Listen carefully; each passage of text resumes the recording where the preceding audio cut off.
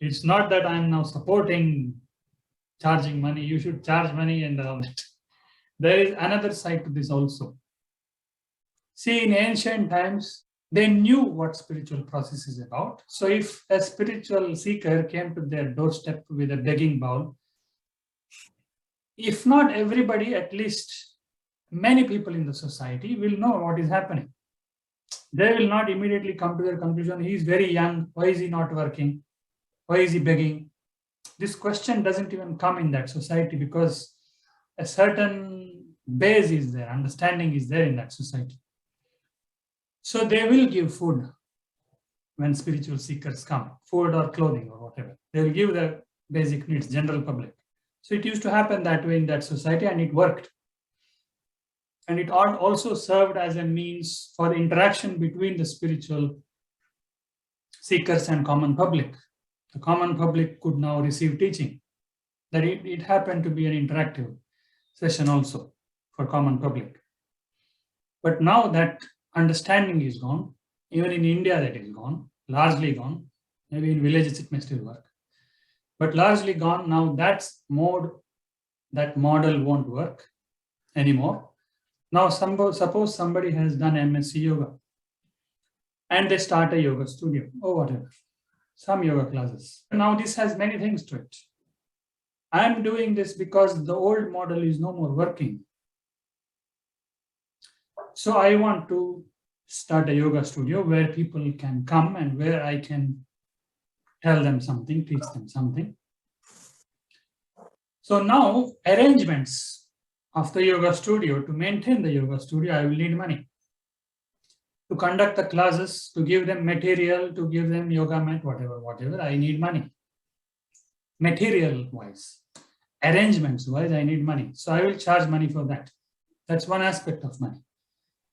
Secondly, I will need money for my survival also.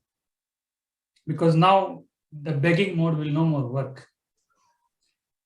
So I will need some money for my survival also. But here is where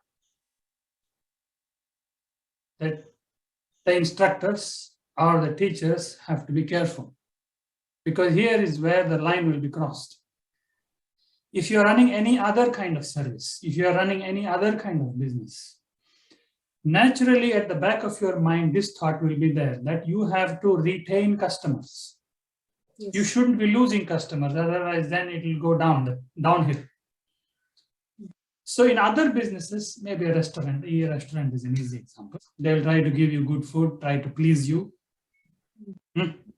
All that is part of retaining the customers. Everywhere else, it will give them pleasantness, it will give them comfort, and it is very easy to cater to it. I will give you nice food, you're happy, go away, you will come back. I will give you nice massage, you are happy, you will go and you will come back. Everywhere this pleasure aspect is involved, comfort aspect is involved, solace is involved. Whereas in spirituality, it is absent. If that comes in, spirituality is compromised.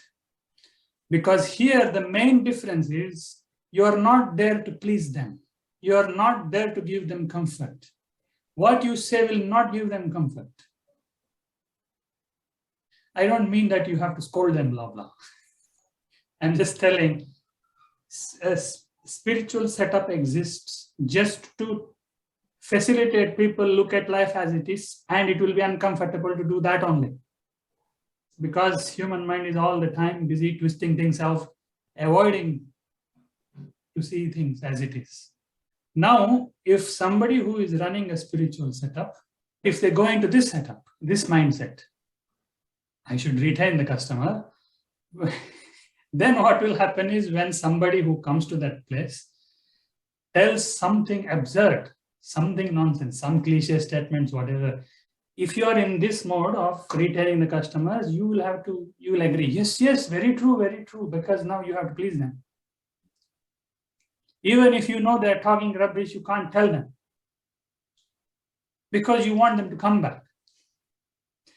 So you have to massage their opinions for them to feel good.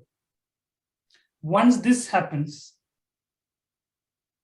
that is where the integrity is compromised. If I'm charging money for my living because the society's dynamics have changed, I can no more go out and beg and live by that. So if I charge money to make a living, it is still fine. But if my focus goes more onto that, how to make more money, then I will naturally start compromising. Once I compromise like that, that's a problem. Because now he will no more speak as needed. He will no more speak facts. Since ancient times, this has been one of the aspects. These were the people who were, even when they were talking to kings, they were just talking on their face. So even if a beggar, these people were beggars, spiritual people. So even if such a beggar came to a palace, the king will get down from the throne and bow down to them. And in return, they will only get direct words from those beggars. No appeasement. Because they don't want the king's appeasement in any way.